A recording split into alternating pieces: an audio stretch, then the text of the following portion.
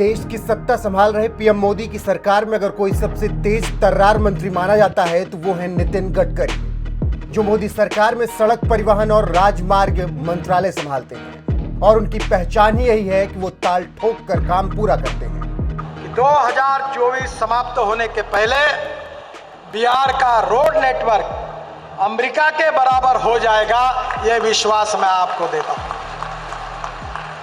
आपको एक बात बता देता हूं कि मैं जो बोलता हूं, जो कहता हूं, वो पत्रकार मित्रों को बोलता हूं कि आप आपके डायरी में लिख लेना, क्योंकि मैं झूठी बात कभी नहीं करता।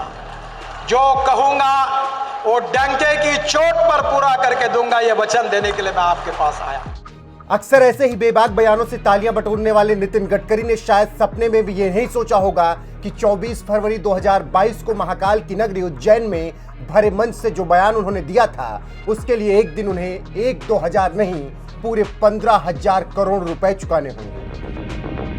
1000 करोड़ उज्जैन के लिए दूंगा, 1 किलो के पीछे 1000 करोड़।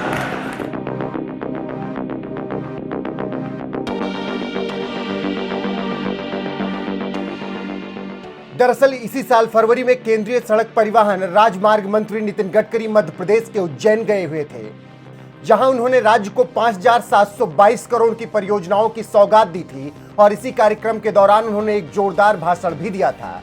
लेकिन यही भाषण अब उन्हें भारी पड़ने वाला है, क्योंकि भाषण देते वक्त ही केंद्रीय मंत्री नितिन गडकरी ने उज्जैन के बीजेपी सांसद अनिल फिरोजिया के मोटापे की मौज ले ली थी। और उन्होंने ये चैलेंज दे दिया था कि अगर आप 1 किलो वजन कम करेंगे तो आपको हर 1 किलो पर 1,000 करोड़ रुपए दूंगा। फिरोजिया जी भी, अनिल फिरोजिया जी भी लगातार मुझे कह रहे हैं। अब मैंने उनको एक कंडीशन डाली है कि मेरा वजन आपसे ज़्यादा था, 135 किलो था, अब मेरा 93 हुआ है। मैंने अभी उनको मेरा एक पुराना फोटो दिखाया, तो लोगों को पहचान में नहीं आता। तो जितना किलो वजन कम करेंगे उतने 1000 करोड़ उज्जैन के लिए दूंगा, 1 किलो के पीछे 1000 करोड़। पर वजन कम करो और वो भी कैसे करना मैं आपको बता दूंगा। जिस वक्त नितिन गडकरी बीजेपी सांसद अनिल फिरोजिया को वजन कम करने का चैलेंज दिया और उस चैलेंज को पूरा करने पर हर 1 किलो के लिए 1,000 करोड़ रुपए देने का वादा किया था, उस वक्त शायद गडकरी ने भी नहीं सोचा होगा कि यह चैलेंज उन्हें महंगा पड़ जाएगा, क्योंकि 127 किलो वजन वाले अनिल फिरोजिया ने गडकरी के चैलेंज को सीरियसली ले लिया और गडकरी के चैलेंज देने के बाद से ही वो अपना वजन कम करने में जुट गए। इस दौरान फरवरी बीता, मार्च बीता, अप्रैल बीता, मई बीता और अब जून आ गया। ये वो वक्त है जब अनिल फिरोजिया ने गडकरी के चैलेंज को काफी हद तक पूरा करते हुए अपना वजन 1-2 किलो नहीं बल्कि 15 किलो कम कर लिया। और अभी माननीय सड़क परिवहन मंत्री श्रीमान नितिन गडकरी जी का भी उज्जैन आगमन हुआ था NHAI की सड़क के शिलान्यास में, और उन्होंने मंच से कहा था कि अगर सांसद जी आप अगर अपना वज़न कम करेंगे तो प्रति 1 किलो पे मैं आपको 1,000 करोड़ रुपए उज्जैन आलोट संसदीय क्षेत्र के विकास के लिए दूंगा। तो मैंने उसको चैलेंज के रूप में आत्मसात करा और अपना वज़न रिड्यूस करना मैंने प्रारंभ करा।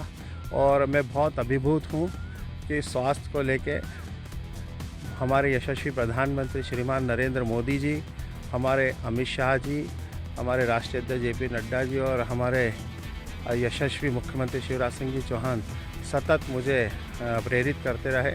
और उसी का परिणाम है कि आज मैंने 15 किलो वेट अभी लगभग 2.5 से 2 महीने के अंदर कम करा है। और मैं इसको और कम करके उज्जैन के विकास के लिए माननीय गडकरी जी से आग्रह करूंगा कि वो अपनी वचन को। अब बीजेपी सांसद अनिल फिरोजिया ने चैलेंज पूरा कर लिया तो महाकाल की नगरी उज्जैन में किया वादा भी नितिन गडकरी को निभाना ही पड़ा। और यह वादा पूरा करने के लिए उन्हें 15,000 करोड़ रुपए चुकाने पड़ेंगे, जिससे सांसद अनिल फिरोजिया अपने संसदीय क्षेत्र का विकास करवा सकेंगे। यानी अपने संसदीय क्षेत्र के विकास के लिए अनिल फिरोजिया जैसे सांसद ने जिस तरह से अपना वजन कम किया है, वो उज्जैन के लोगों के प्रति जहां उनका समर्पण दिखाता है, तो वहीं ऐसे लोगों के लिए भी अनिल फिरोजिया एक मिसाल बन गए जो ये सोचते हैं कि उनका वजन कम नहीं हो सकता। बहरहाल नितिन गडकरी का चैलेंज पूरा करने के लिए बीजेपी सांसद अनिल फिरोजिया ने जिस तरह से अपना 15 किलो वजन कम किया है, उस पर आपका क्या कुछ कहना है? अपनी राय कमेंट में हमें जरूर बताएं। साथ ही जिस भाषण के दौरान गडकरी ने अनिल फिरोजिया को चैलेंज दिया था, उस भाषण में गडकरी ने और क्या कुछ कहा था, ये आपको सुनाते हैं। मुझे विश्वास है कि मध्य प्रदेश की लगातार प्रगति हो रही है और मध्य प्रदेश में हम लोग 3 ग्रीन एक्सप्रेस हाईवे बना रहे हैं। इसमें से 25,000 करोड़ की लागत से यह हाईवे बन रहे, जिसमें दिल्ली मुंबई एक्सप्रेस हाईवे है जो 1 लाख करोड़ का है, और जिसमें मध्य प्रदेश में हम करीब 11-12 हज़ार करोड़ रुपए की लागत से 245 किलोमीटर मार्ग बना रहे हैं और 70% काम पूरा हुआ है।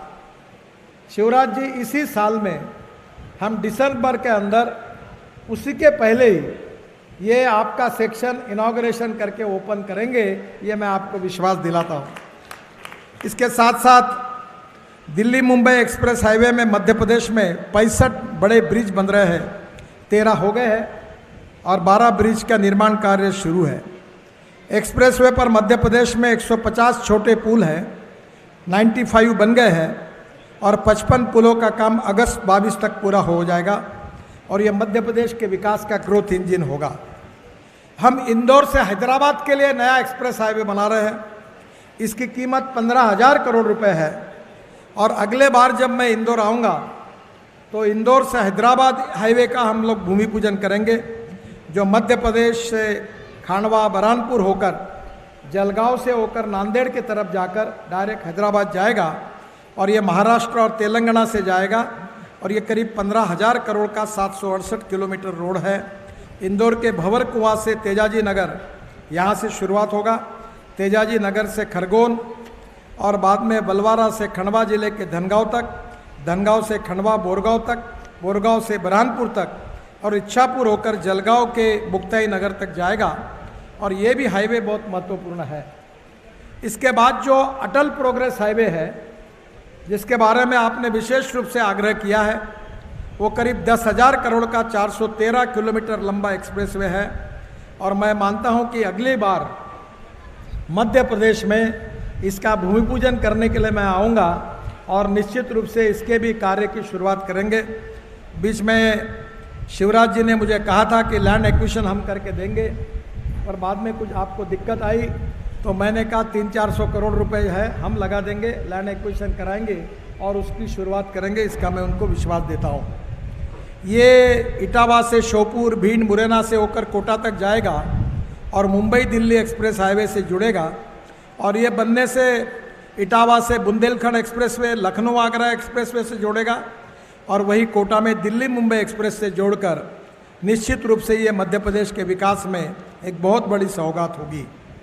मेरा विश्वास है कि Delhi Mumbai corridor north south corridor से ईस्ट वेस्ट कॉरिडोर को जोड़ा जाएगा और इस एक्सप्रेसवे पर logistic park, industrial clusters, agriculture commodities के लिए special processing centres, smart cities, education centres, resorts, entertainment centres, ये सब प्रस्तावित है।